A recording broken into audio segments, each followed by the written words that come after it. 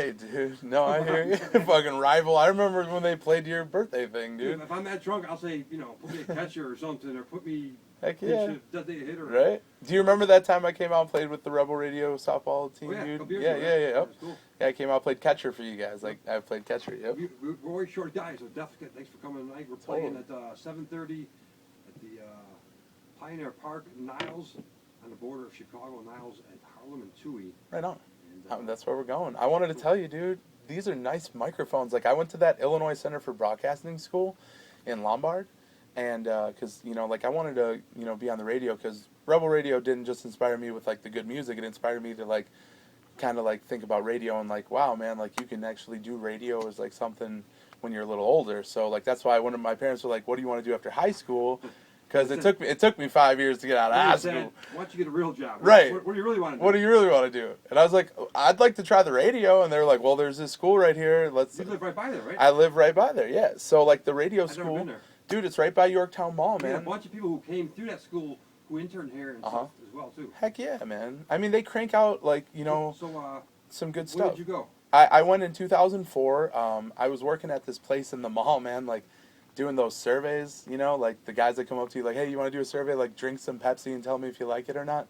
Then you get like $5. So I did that, and which was weird because I sucked at that. Like at first I was really bad at it, but then like all of a sudden like a switch went off during that job, and like that was when I was able to kind of communicate with people, because I kind of figured out how to kind of like talk to them in a way like to be cool with them, man. And like that was like a great job for me. But that's when I was going to ICB, as we called it back then, Illinois Center for Broadcasting. And Mike Lage came from there. I think Jeff Brain. I think Laura Sigwell. A bunch of people came from there, and were part of the Rebel Radio family. It's cool. That is cool, man. You're saying the microphones here in the basement in my. I think they're a lot cooler, a lot nicer. Yeah, cool. I believe so. Yeah. Thanks to Kent. Ken Gustafson picked these mics out, and these are the same ones we probably had in the station in Northbrook, which was WKTA, WCFJ. Well, that's 1470. Yeah. WKTA, WEEF, 1430, and WPJX 1500, which were 24/7 at the end. They were, yeah. Killer. But these are the same microphones. These are awesome microphones. Yeah, aren't they? Totally, man. I dig them. I was gonna say too, Scott. Like, I remember back in the day, man, talking to my friends, like, cause like we had a close crew of people that we were in high school with, and these were people that like that I first listened to like things like Pantera with after finding them like through radio and stuff, and like. I'll tell you, man, back in the day, we always thought Rebel Radio was the shit. Cool.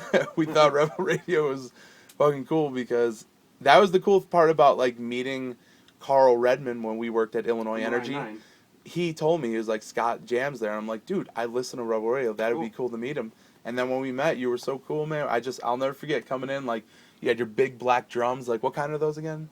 Remember those? Yeah, those are Tom. I was playing them, I think. Yeah, those are cool, man. Cool. Yeah, but no, that was a good time, Scott. You've always rocked, man. You've always been great to me, man. Thank you. Thanks for supporting Rebel Radio all these years as well. Fuck yeah, Without listeners, we got nothing. Like a baseball player.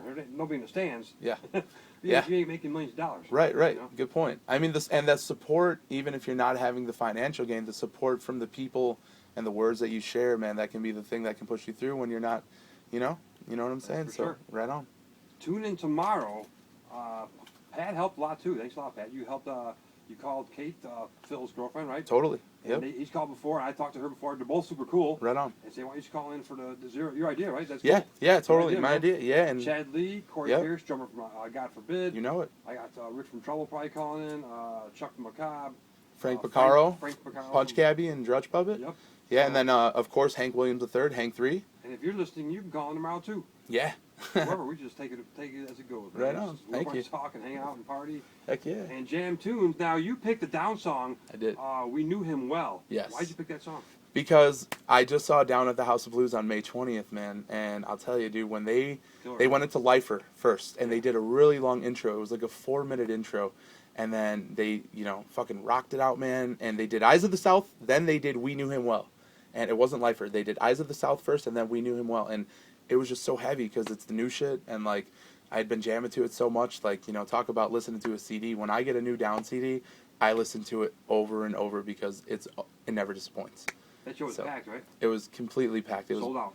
Sold out. It was Black Label Society. Yep, and Down, and what a show, man! And I watched it, just watched it in awe because you know, you never know. Kirk is gone. It's like, it's a different band, and Bobby Landgraf kicked fucking ass, dude. That guy he fucking held his own, man. So, you know, it was awesome. He's been with the Down Crew for a long time, too, so. Excellent. Hell yeah. Well, Phil's going to call him tomorrow. Yep. Right around 4:20, so if you're listening out there, make sure you tune in, get your bowl ready for the 4:20 song. I know you do that, don't you? Oh, got to get ready for the hit of the day. It's mandatory, man.